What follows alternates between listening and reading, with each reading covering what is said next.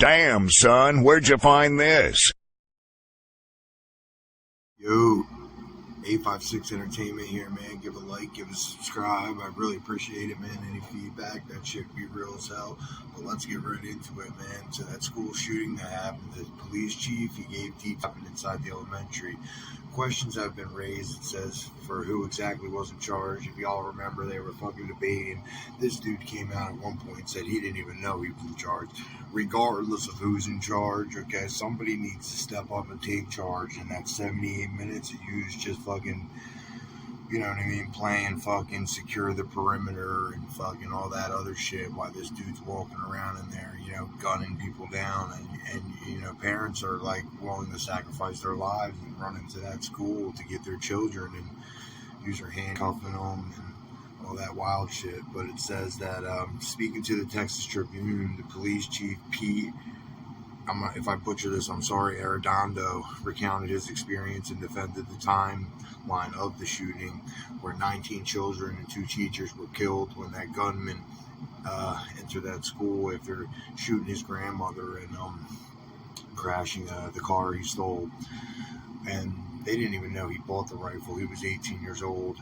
So it's easy to identify him as the incident commander, they're saying, because of the process. But you see here, he was not in the capacity to be able to run this entire organization, his lawyer said, who is George Hyde. So he's gotten his lawyer involved. He's definitely worried about you know, getting in trouble about this whole incident and shit like that. The incident management system, which they indicate as NIMS, is the first person on scene is basically the commander until he or she relinquishes that role. That's kind of a shitty process, it sounds like, but it's saying that another agency should have taken over and that Arredondo had no radio wire to receive or to be updated on information.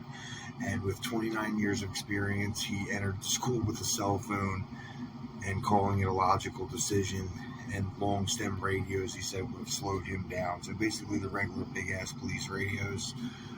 He took a heavy scrutiny, like I said, 78 minutes. Here it says 77, but you know, a minute is, I mean, whatever.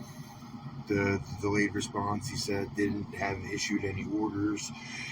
He only asked for tools to open a door that was reinforced with a hefty steel jam. Any noise might trigger the shooter to fire more rounds. He said they waited for keys, they gathered a group of law enforcement, and they entered at 12:50. It says that safety director Steve McCraw says Arredondo was no longer participating in the investigation. Yeah, of course he's not. He doesn't want to get in trouble. He's gotten his lawyer involved. His lawyers definitely told him to shut his mouth. And he was participating in interviews with DPS and FBI, and he's willing to participate with the Texas Rangers. Okay. So yeah, man, that's it.